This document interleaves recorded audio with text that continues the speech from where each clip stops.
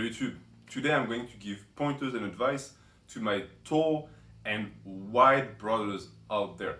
I made a video before where I explained that even if you have a small frame, you can still look big. And that's going to encapsulate a lot of things. For example, even if you have small wrists, it doesn't mean that you're going to be limited in terms of forearm or upper arm size. Even if you have very short clavicles like I have, it doesn't mean that you can look imposing.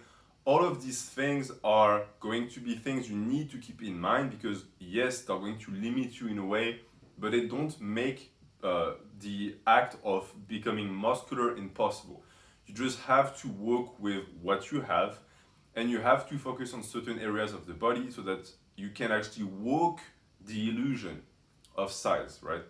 And the illusion of size for the most part comes through having size, actual size. It's just that it's going to be targeted in certain areas of the body. So as far as people who are tall and people who are wide, why do I put them in the same category? I put them in the same because usually what ends up happening is the same thing. You end up having a lot of structure, meaning you have a lot of space. I would call that real estate. If you have just a tiny land, then building a house that is going to fill that land up is going to be very easy. If I give you a lot of space, it's going to be much tougher. And that's the same logic for people like this, for people who are very tall and for people who are very wide. Because when you think about bodybuilding and you think about body parts, you need to think of them in terms of length and thickness. So at the end of the day, you can have someone who's very small in stature, meaning they're short, but they have a big frame, right? It's possible, but it's not necessarily the case. Usually, you're going to find the biggest wrists, the biggest ankles, knees on tall people, right? It's just the way nature works. It makes sense when you think about it. You're not going to have a guy with wider shoulders at 5 feet than someone who's 7 feet. It's going to be strange. That being said, the guy who's 5 feet might look wider because of illusions. But all throughout that curve, you're going to find that a lot of guys who have that trouble are going to be taller dudes. So when you're in that category, what do you do? Because a lot of people are going to be my size or taller, but they're not going to have the shape that I have. I'm personally very stocky, I'm very tanky, I'm compact. A lot of people are not that. They're very wide, but they're not really on board with that because it's so much tougher to look thick. And it's going to come down to, for the most part, patience. You need to understand that because you're built like this, because you have so much space, you cannot base your progression and your expectations of what you're going to look like on other people's results. And that's especially true for people who watch a lot of YouTube fitness. Keep in mind that out of all the influencers, video makers on YouTube, you don't have a lot of them that are 6 feet and above. And the reason why is there's not many people who are 6 feet and above. If you look at stats, I don't know how much of the male population is 6 feet, but it's not a lot. And every inch you gain after that puts you more and more into the outlier category, to the point that if you're 6'4", you're pretty much an anomaly, meaning that you're not going to be able to relate to what most of these guys are saying because you have a completely different body. And some people will tell you, well, it's just an inch. Again, keep in mind that you need to think about it in terms of length and thickness. It's just an inch. Okay, but where is the inch? Where is the inch going to go? Because for some people, it's going to be a 4-inch in your legs. It's going to be an inch. Your femur is going to be literally an inch longer. That makes a world of difference. Same logic, if it was an inch on your neck, it would make your neck look completely different, and it would make the packing on size much different. So that's what I would firstly say to you, for all the tall and wide guys out there. You are not going to be able to reach the same amount of 3D pop that some smaller dudes with shorter stature are going to be able to achieve. At least not in the same amount of time, because they have less space to fill. And I personally don't buy into the taller guys progress slower. I don't think it's true. I would even argue that they progress faster because they have a better potential for absolute strength. That being said, the results you're going to get from the tonnage increase is going to be less visually impressive between someone with long arms and someone with short arms. The guy who has short arms, if he puts an inch on his arms, overall, he's going to look much better than you. Why? Because you have more space. Your inch is going to be diffused, all right? So you might have, and that's sad to hear, you might have to gain 2 inches to get the same visual stimulus and representation as the guy who only had to put on 1. And that can sound extremely discouraging. But it only is if you consider natural bodybuilding and aesthetics as a race. And it's not a race, right? You're not going to suddenly stop producing tests when you're in your 30s. If you're a true natty, you're going to keep raising and raising and raising, and you should still be making progress until into your 30s and even into your 40s. Might sound a little bit idealistic, but I firmly believe that. I think that if you treat your body right and you never betray it, it's going to keep producing tests for a long time. And of course, at some point, it's going to temper down, but it's never going to temper down when you're 29. It's not possible, unless you have a condition. So that's one, patience. After that, there's going to be also the way you train, because anyone and everyone should be doing compound movements to promote tonnage. I preach that all the time. That being said, it's going to be especially important for you. And something I've noticed a ton with that type of guys is a lot of sports are going to be extremely attractive to taller men because they tend to dominate. And so these are also the men that usually are more athletic, and there's nothing wrong with that, but they're going to be stuck in that mindset of athleticism for too long, and they fail to realize that every single year they spend not doing compounds is size they leave on the table. So if your goal is to just make it into athletics, then by all means, focus on that. But if your goal was size, you need to leave that to the side a bit, because you are going to require a lot of volume through the compound movements.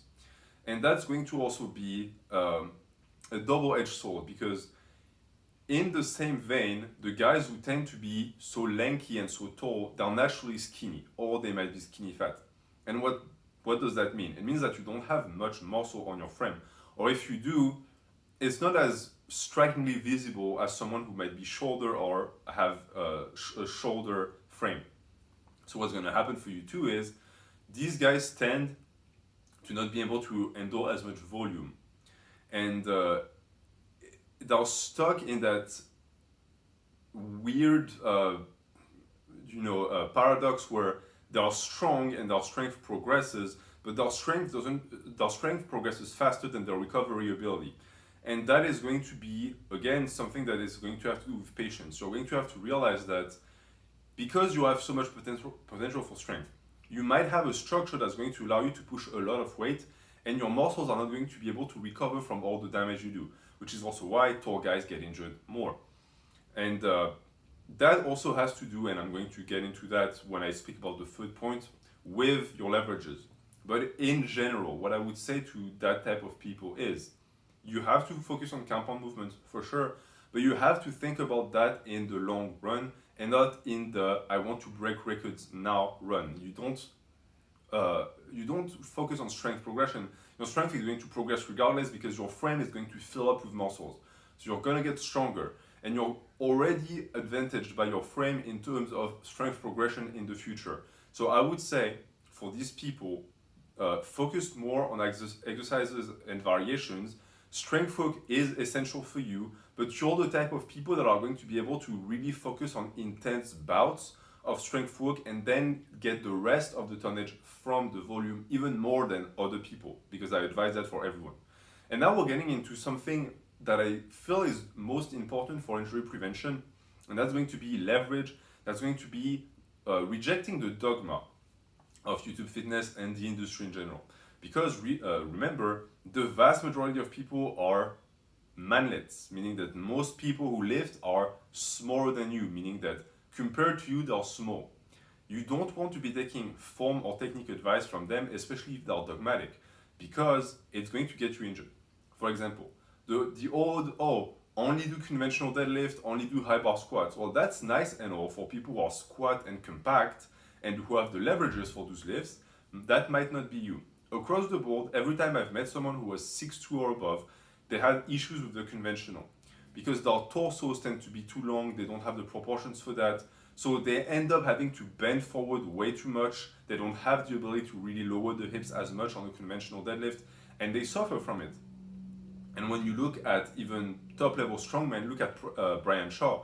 I'm not saying Brian Shaw doesn't know how to lift. I'm saying that when you look at him deadlift, when he lifts intensely, he has a tendency to raise his hips because his proportions just are very tough for him to conventional with, even with a super wide stance. That's the thing too. Doing a super narrow stance, like something like someone like me can get away with, it's doable when you have a shorter stature because you're tight and compact. For someone like you, it's just going to damage your ability to lift. You might need to widen things. It's the same for the squat, it's the same for the bench. You might need a wider grip, a wider stance. You need to experiment with that. It doesn't mean that it's always going to be the best for you, but if you're stuck into the dogma of having my feet shoulder width or my hands shoulder width, that doesn't apply to you. It applies to guys who are 5'7", 5'9". And beyond that, there's also going to be the consideration of embracing certain lifts that might not technically be the best for hypertrophy, but that actually will serve you the best in the long run. For example, as I said, the deadlift, if you're a tall guy, give sumo deadlifts a try. You might find that it suits your physiognomy much better and you're going to pull with a neutral back. And you might say, well, I'm getting less posterior chain. Maybe, but you're also getting less damage in the lumbar spine. So at the end of the week, you are winning because you're getting more tonnage and you're preventing injury. Same for the squat. Tall guys tend to good morning their squat. Why? Because they just topple over and they end up just not using their quads at all. And the issue with this is that there's always going to be a torso angle shift in the high bar, but it needs to be as minimal as possible. It's gonna happen, but if it ends up just putting the bar against the base of your neck and you push against it, why not do a low bar in the first place? That way you're putting the bar much closer to mid foot, and you're going to find that your movement to go up and down is going to be much more stable. You're not going to move as much, and that's excellent. It might be counterintuitive and people will say, well, you're still using more lower back. Yes, but you're using it in a fashion when there is less torsion and there is less dynamic motion as well. The lower back, when it's stationary, is extremely strong. And most of the time when people get injured, there's too much flexion of the spine. That's when the injury occurs. If you can manage to get that lower back stabilized, you're not going to feel that pain anymore because what's moving the weight now is not your back doing the spaghetti, it's your legs pushing. And for tall guys again, who have sometimes issues recruiting the legs and the posterior chain, that is going to be a difference that might really help you even develop your legs outside of the injury prevention aspect. And that's going to be that for this video. So it's really something that needs to be said because I feel like this despair towards natural lifting is very prevalent in taller guys because they see that if they were able to put on muscle, they would look amazing. Because let me be clear with you, someone who has wide shoulders, someone who has that wide frame and who's tall, when they're big, it looks amazing. You look like a superhero, you look like a Greek god. But you need to get there. And the issue is that most of the role models that you're going to see out there, they're on PEDs. Why? Because they had the same issue. They couldn't put on size and they realized that PED is free tonnage. It's going to grow all of their muscle with no work. So they do it. And they do massive amounts of it. And I might discuss that in a video, but they also tend to be more resistant to it so they can take more and more and look amazing. But that's not the natural way. That's not the natural path. And as far as muscular development, because that's mostly what I spoke about in my how to look big with a narrow frame video, I would say that unlike people who might be short or tanky like me, who might have to be careful with certain body part development so as to not look like a fridge, for taller guys, don't worry about it. You need everything big. And you're going to have, especially if you have a wide you have a wide set of clavicles, you're going to find that your V-taper is going to be on point, but you're going to have an issue with thickening everything. And compound movements, especially squat and deadlift, do a good job at that thickening portion, especially for the core and everything, to get you looking big and not just, someone with massive lats, but then you turn to the side and you disappear. So that's going to be your main focus. It's going to be improving your strength on the compound with in mind the fact that you have to apply the 3 points I spoke about before. As far as these videos goes, I want to keep making them. I want to make videos for people like me who have a wide waist, how to look better and bigger with a wide waist. I want to do that for my short dudes out there as well. But if you have a certain type of, characteristics or specs that you would like to see discussed and that you think I might not cover because it's not going to come to mind, let me know. I would be happy to do that. Thank you for watching, and if you're tall, please share your experience in the comments and help your fellow giants get big. Have a good day.